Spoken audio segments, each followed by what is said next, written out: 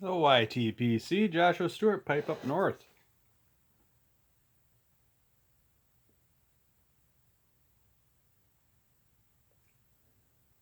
Before I get going too far, I'll let you know, got my Rossi.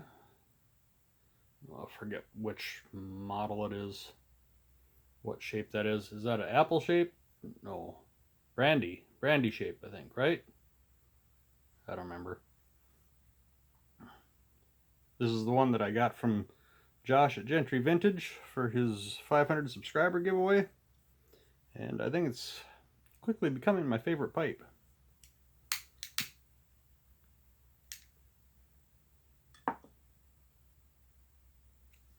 And yeah, in it, got some GLP's jackknife plug.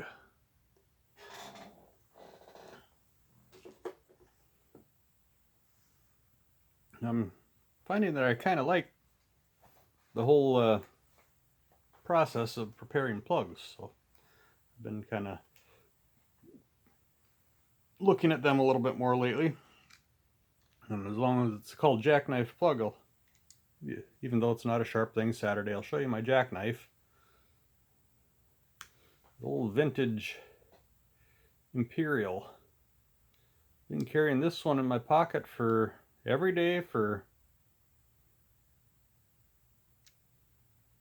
probably close to 5 years. And picked it up for a couple bucks at a flea market. Seems like most of them, the blades were either way too big or way too small, but this is kind of the Goldilocks size blade for me. How big is that? I don't know. I don't have my tape measure here.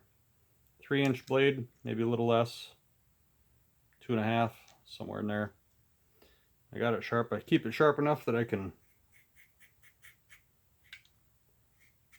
Oh, looks like it's time to own it again. I can't shave the hair off the back of my hand, so... But just old carbon steel, like Grandpa used to carry. I'm guessing it's probably 60s or 70s vintage. Imperial, Providence, Rhode Island. It's got a second blade on it too. That's don't use very often. It's hard to get out, the second blade. It's a little tricky to get folded up, the second one. But the second one does have a screwdriver tip that I have used a few times. Been kind of handy. It's also got a blade on here that I don't keep quite as sharp, but and it's a few times it's been so often since I've pulled it out that it, you can see, kind of rusts back in place a little bit just from the naturally occurring moisture, we'll say. But so anyway, that's my jackknife that I use to cut up my jackknife plug. But on my Rossi, one thing I've noticed that I'll maybe ask a few of you guys that are a little bit more proficient, it seems like it's been getting a little bit loose. So I'm sure there's videos out there, but and I'll probably look up some of those videos as soon as I'm done making this one.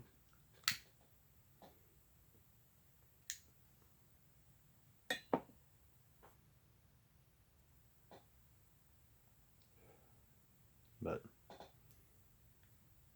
sure it's not too big a deal. It's not super loose, but it's just a little bit looser than I'd like, where it's loose enough that I'm worried that if I hold it upside down at the right time, it might slip out. And being this is, like I say, probably my favorite briar,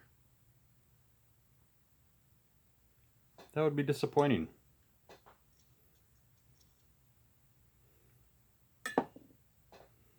Maybe ask you guys one more thing as long as I'm looking at this and I'm thinking about it. I don't know if you can see. Seems like all my pipes, this back rim here, they start to get a little dark. Is that normal to be expected, or if I got a pipe that I like and I want to keep looking good, it'd be nice to not have that dark soot or whatever it is. Sometimes it seems like it doesn't want to wipe off either. So I don't know if does that come from when I'm lighting, that I'm just not being careful and I'm maybe charring the briar just a little bit, or is it coming from the smoke of the pipe, because I usually let it hang a little bit. And I've noticed it on several of my briars and cobs, and I guess that's all I have is briars and cobs, but on the back of the rim they're all a little bit discolored.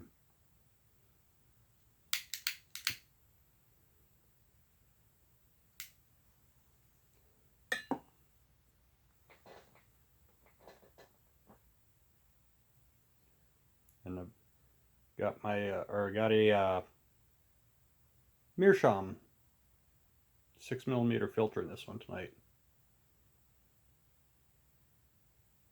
I'm kind of liking those Meerschaum filters.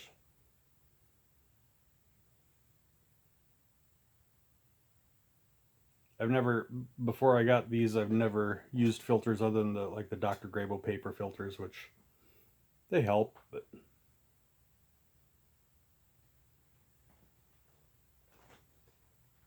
and I got some of the Dr. Pearl charcoal filters, but no, I generally like a little bit tighter draw, but even that's a little too tight for me, and I was having trouble keeping some stuff lit, so I've only used one or two of those, and I'll try them again maybe in a different pipe and see how it goes.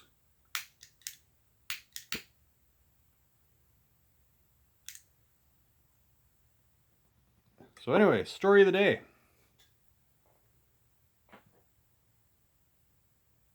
A couple weeks ago, I was driving through a neighboring town.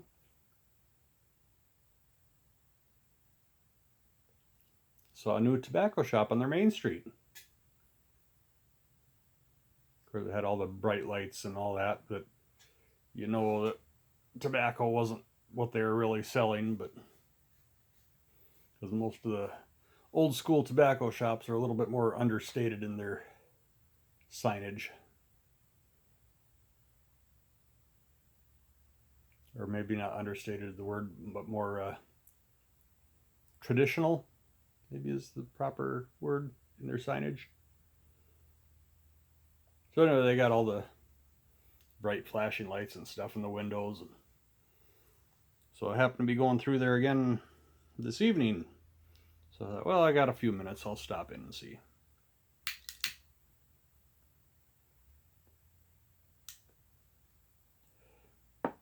And I walk in, it was kind of what I was expecting. The whole one wall is all the glass pipes and paraphernalia for activities that have been recently legalized.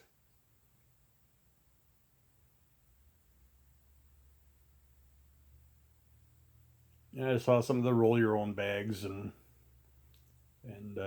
cigarettes and all kinds of vape accessories. And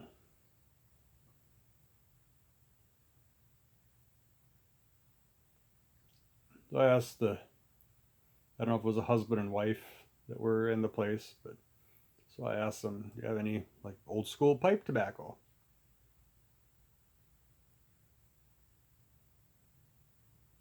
And they were immigrants, so I don't know if they totally understood what I said, but they said, like corn cobs. I said, well, yeah, I'd be interested in looking at corncob pipes too, but just like the old school tobacco and pipe tobacco in cans or pouches. And they said, oh, like that stuff, and they pointed up to the wall at all the roll your own stuff. And it's like, no, I'm not interested in that stuff. And they said, like this, and they pointed on the counter. They had 4 jars of bulk tobacco.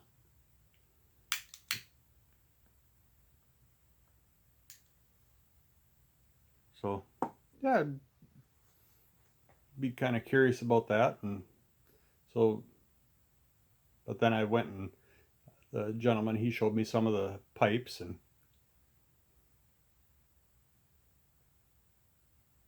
they actually had a full, what are they, like a 4 or 5 foot display case full of pipes that could be used for tobacco. Of course, most of them are the cheap Chinese ones.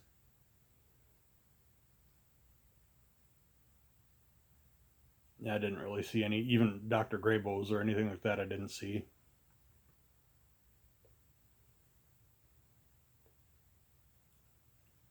But unlike a lot of the shops I've been to, they actually had some Missouri Meerschaum corn cobs.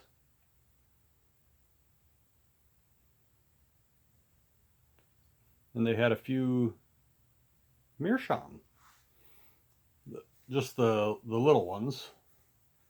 But I'd have to do a little bit more research. I know I've never had a Meerschaum pipe before, but I know if I get one, I want to get the block Meerschaum, not the, what is it, pressed, or maybe they got a fancy name for it. But might have to consider that. They had 4 Meerschaums there.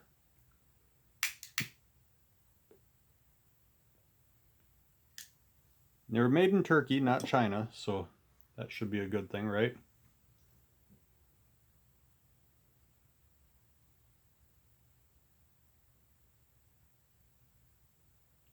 Then they had some of the Missouri Meerschaum Ozarks. I think they had some of the regular. Did they have some of the regular ones? I don't remember. I don't really need another legend right now, but you know, like Piper Dave says, you got to pay the rent. So I wasn't going to walk out of there empty-handed once I saw that they had at least a little bit. So they had a few of those mini Missouri Meerschaum Ozarks. I don't know, they had a pack of them along with, they had some of the cheap Chinese knockoffs of them too. But so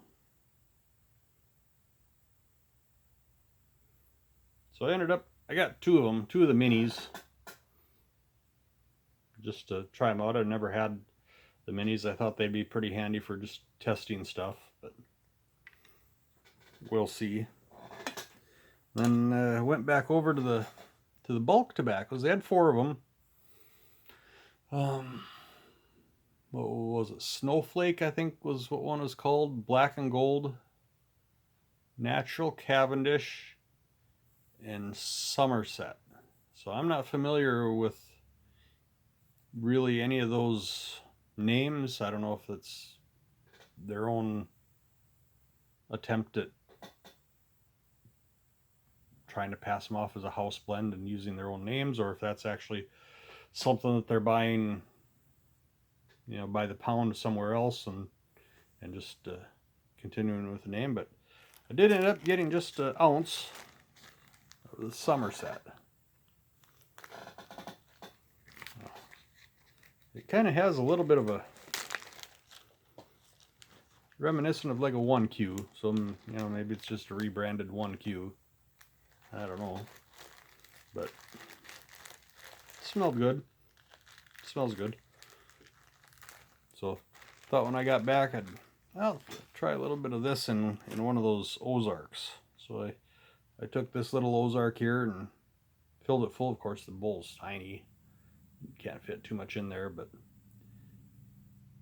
I'm probably not going to be using these little tiny pipes very much, just because it seemed to smoke hot, and I don't know if it was the tobacco or because of the pipe. It was just didn't have a chance to cool down. It was burning my tongue just a little bit, and it might be the tobacco to blame a little bit too, because then I took a little bit in one of my Legends corn cobs, and I was getting a little bit of bite there too. So I don't know.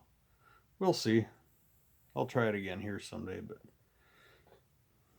so for now, though, I'm enjoying my jackknife plug. If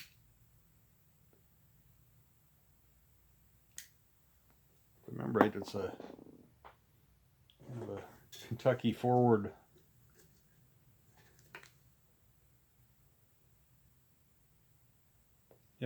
dark fired Kentucky and ripe red Virginias.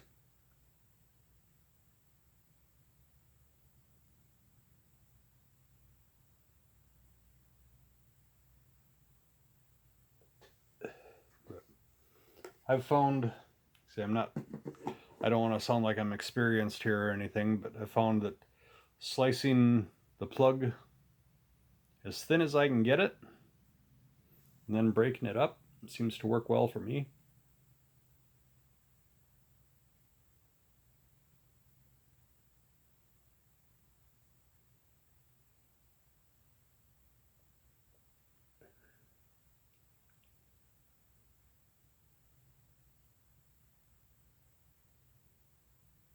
So anyway, I was happy to see, I guess, that they didn't totally abandon the pipe smokers at that new place. Like, I've been in a few of the shops that have absolutely nothing.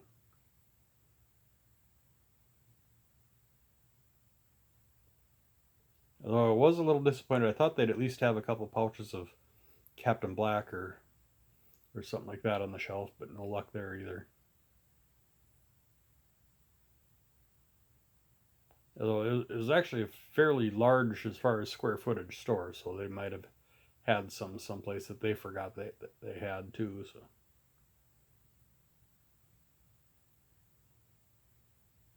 they had a little walk-in humidor that was, I don't know, maybe 12 by 12, maybe a little bit bigger.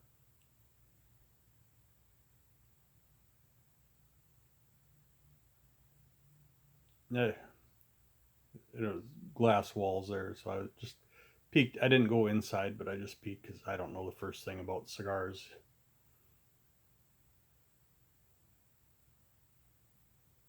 Although I'm not within reach here right now, but I have picked up a couple on some of my mail orders just when they were available for cheap. Just got a few singles that thought that in case someday I'm with somebody that maybe wants a cigar, I can offer them something, and hopefully they're good enough not to insult them. But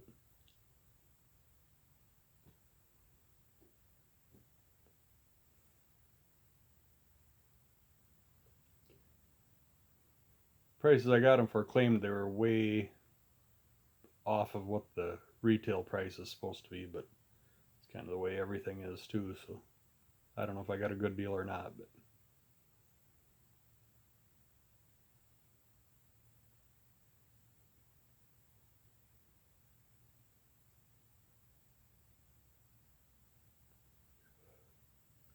so one of these videos I'll pull out that half a dozen or so cigars that I've gotten, maybe just ask you guys for recommendations on what would be the best one for a newbie to try of the ones that I got, or if I should buy something else. I know Bill Keach, when I brought up cigars in a previous video, he made a recommendation that I'd actually have to go back and look at what his recommendation was. But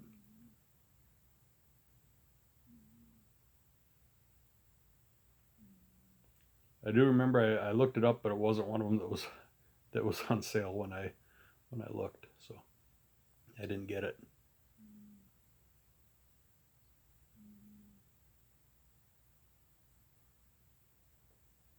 I'm getting down there in this plug. I had the bowl about half smoked before maybe even a little over half smoked before I started recording, so I don't think there's much left.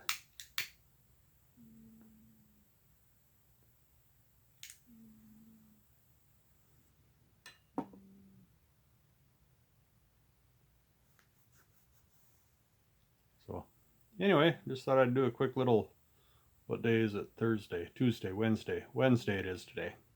Now it's 10 o'clock on Wednesday night here. Probably be after midnight before I get this uploaded.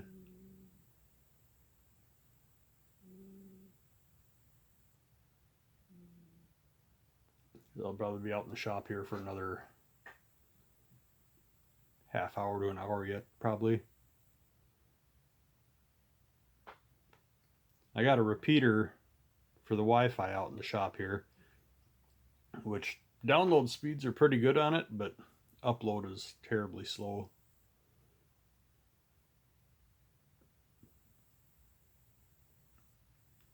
So like if there's a video that I'm uploading to the main router when I'm in the house, it might take it, let's say, 5 minutes to upload. And that same video would probably take about a half hour out here in the shop. So, but I got other stuff going on, so it's not too big a deal.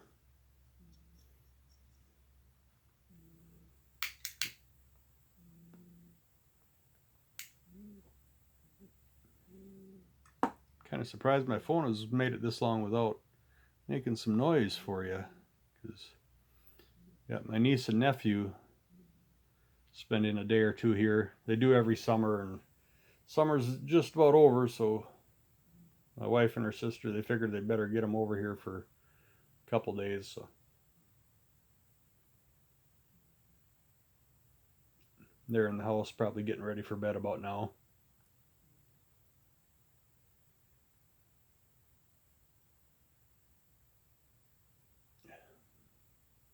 It's fun having kids around, but they're not that young. They're elementary age, we'll say. I don't remember their exact ages, but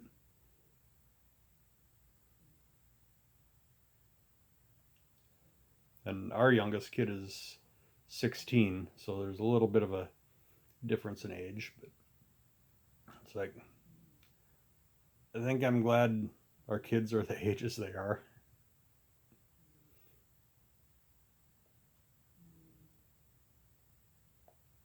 Because those younger ones, they're busy. Though it was fun, my son, the 18-year-old that just graduated high school, when he was that age, he was all about Thomas the Train, or Thomas the Tank Engine. That's probably the proper name.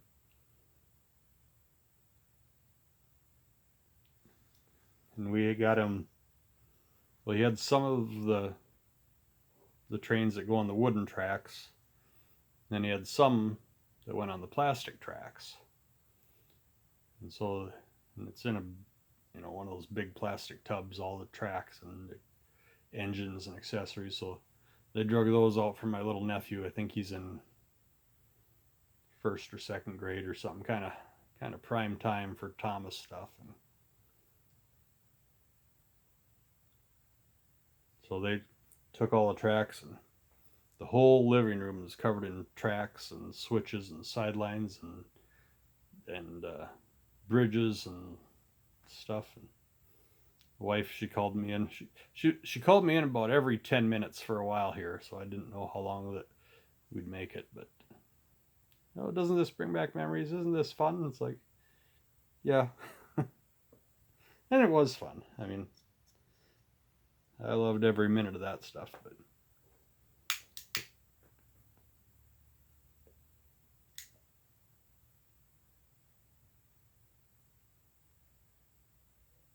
so anyway, we've been rambling long enough here. Holy cow. Yeah. Didn't check the time here, but yeah, we're about double what we need to be here again. So if you take the time to watch and you watch the whole thing, I appreciate it. I hope you watched it at double speed, because your time is valuable.